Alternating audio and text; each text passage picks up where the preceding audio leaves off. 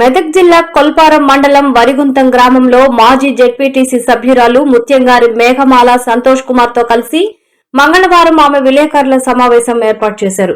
ఈ సందర్భంగా వారు మాట్లాడుతూ మాజీ ఎమ్మెల్యే మాగంటి గోపీనాథ్ మృతితో అతని భార్య సునీతను బీఆర్ఎస్ పార్టీ నుంచి పార్టీ అధిష్టానం అభ్యర్థిగా అవకాశం కల్పించడం జరిగిందన్నారు.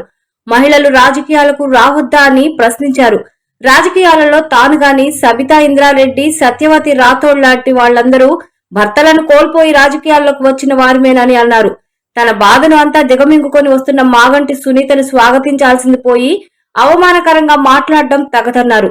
ఈ సమావేశంలో టీఆర్ఎస్ పార్టీ అధ్యక్షులు Rampalli Gauri Shankar Gupta, TRS party senior నాయకులు ముత్యంగారి సంతోష్ కుమార్, ముత్యం ప్రవీణ్ కుమార్ తదితరులు పాల్గొన్నారు.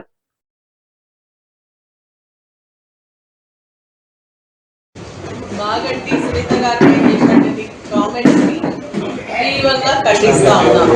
ఒక మహిళగా బాధపడుతూ మహిళలంటే ఇంత చిన్న చూప మంత్రులకు అని చెప్పేసి నేను నా ఆవేదన వ్యక్తం చేస్తా ఉన్నాను.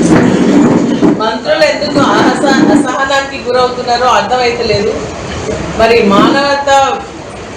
మానవత విలువలు తగ్గించే విధంగా సాటి మహిళకు సంబంధించి ఒక బాధలో ఉన్నటువంటి మహిళ మరి ఏడిస్తే కూడా దాన్ని కూడా రాజకీయం చేస్తూ మాట్లాడడం అనేది నిజంగా కూడా ఇది ఖండించాల్సినటువంటి విషయం. మరి నిజంగా కూడా బాధ అయినటువంటి విషయం. ఎందుకంటే నేను అదే పరిస్థితి నుంచి రావడం జరిగింది. నేను కూడా ఫస్ట్ టైం మైక్ పడుతున్నప్పుడు నాకు మాట్లాడడం కూడా రానటువంటి పరిస్థితి. నిన్న సునీత గారు మాట్లాడుతూ ఉంటే నాకు నా రోజులు గుర్తొచ్చి నేను కూడా కంటగడిగేటటువంటి సందర్భాలు ఉన్నాయి. ఒక మహిళ ఏడుస్తుంటే పక్కనటువంటి హరీష్ రావు గారు కానీ అటు ఉన్నటువంటి కేటీఆర్ గారు కానీ వారి కళ్ళలో కూడా నీళ్ళు వచ్చిన సందర్భం, మరి ప్రతి మహిళ కూడా ఏడ్చినటువంటి సందర్భం, చాలా మంది పురుషులు కూడా ఏడ్చినటువంటి సందర్భాన్ని వాళ్ళ రాజకీయం కోసం మరి కృత్రిమ ఏడుపని సినిమాల్లో నాటకం చూసినట్టు అనిపిస్తుంది అని చెప్పేసి మాట్లాడడం ఏహమైనటువంటి చర్య. ఏదైతే అమానవీయమైనటువంటి మాటలు ఉన్నాయో అది తప్పు. మీ రాజకీయానికి దాన్ని వాడుకోవద్దు. మహిళా జీవితాన్ని మరి ఈ రాజకీయంగా ముందుకు తీసుకొచ్చేటువంటి ప్రయత్నం చేయొద్దు అని చెప్పేసి నేను వారిని హెచ్చరిస్తా ఉన్నా. ఇమీడియట్ గా దాన్ని విత్డ్రా చేసుకోవాల్సిందిగా కూడా నేను పొన్నం ప్రభాకర్ గారికి డిమాండ్ చేస్తా ఉన్నాను.